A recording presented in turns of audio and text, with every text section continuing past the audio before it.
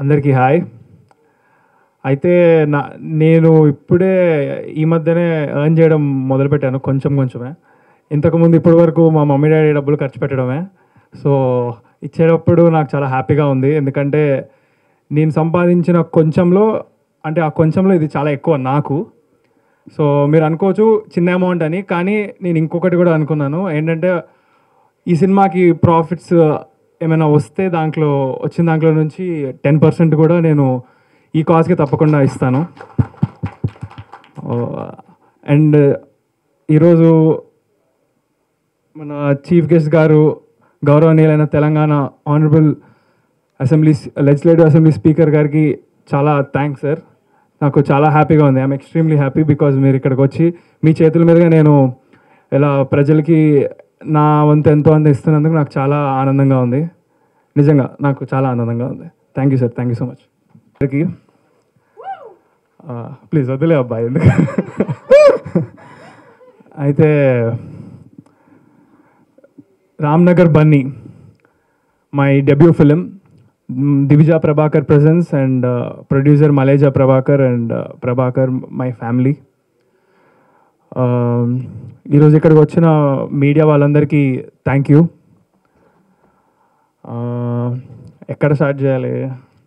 Okay, ఎగ్జాక్ట్గా చెప్పాలంటే ఇంకొక 10 days అయితే 2 years అవుతుంది. లాస్ట్ టైం నేను ఇలాగా స్టేజ్ ఎక్కి నా చేతిలో మైక్ పెట్టి రచ్చ రచ్చ రచ్చ అయిపోయింది.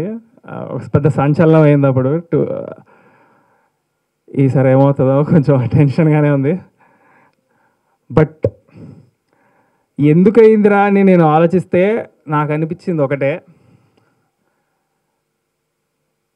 ఎందుకో తెలీదు, నేను ఎవరెవరికి ఎక్కడెక్కడ కాలాలో అక్కడ కాలింది. దానికి రీజన్ ఏమీ లేదు. నా చేతులు నా జేబులో పెట్టుకున్నా అంతే.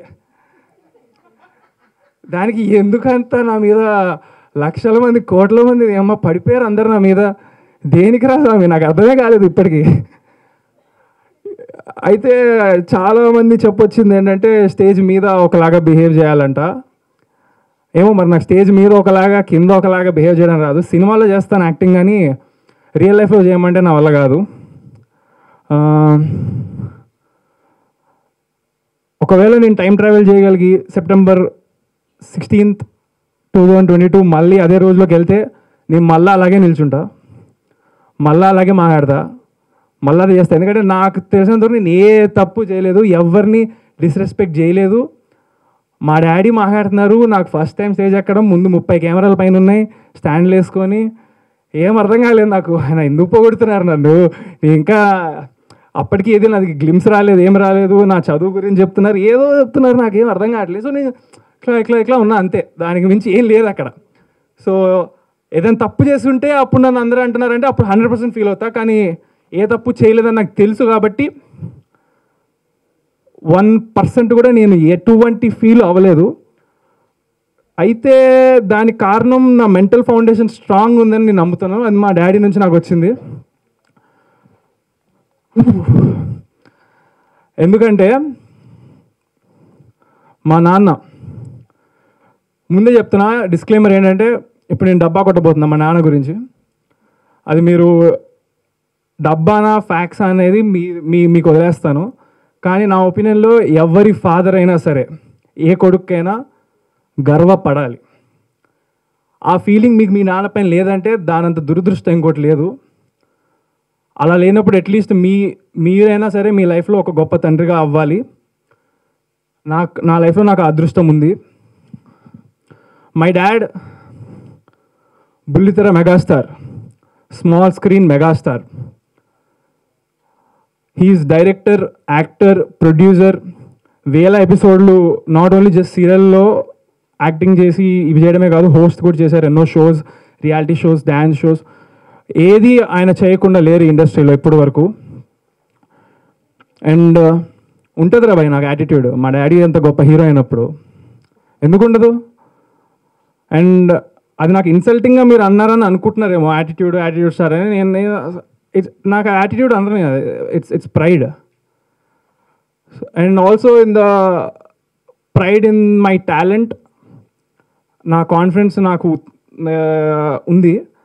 అది లేకపోతే మ్యాటర్ లేకపోతే మరి మేబీ అలాగే ఎక్కువ ఆలోచిస్తానేమో, ఇలా ఉండాలి అలా ఉండాలి. హార్డ్ వర్క్ చేసుకుంటా పోతాను, నచ్చేటోళ్ళకి నచ్చుతాను.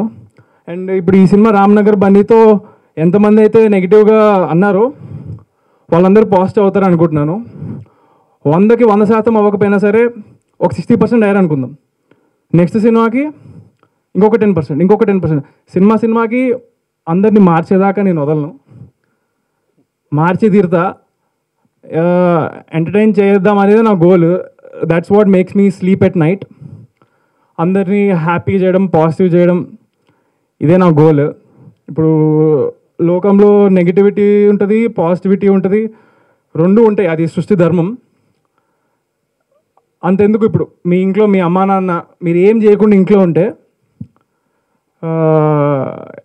ఏంట్రా బాబు దరిద్రుడు ఇలా తయారయ్యాడు, బద్దకిస్తూ దున్నపోదు గాడి ఇంత ఫుల్ తిడతారు.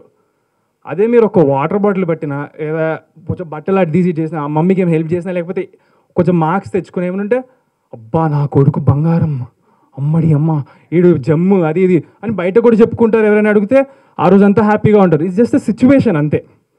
నచ్చే పని చేస్తే నచ్చేస్తాము, నచ్చని పని చేస్తే తిడతారు.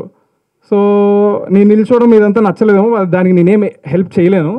బట్ మూవీ పరంగా అయితే నేను మీకు నచ్చేలాగా చేస్తానని అనుకుంటున్నా. చేస్తాను 100%, నేను కాన్ఫిడెంట్. మరి ఇంకా చూడాలి, మరి తెలీదు.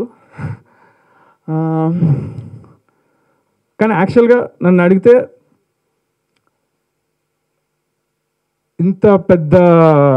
ఇంతమంది నాపై నెగిటివిటీ అయ్యారు, నన్ను జోకర్ అనేశారు, అన్నీ అనుకోని మాటలు అన్నారో అన్నీ అనేశారు. నాలాంటోడు గనక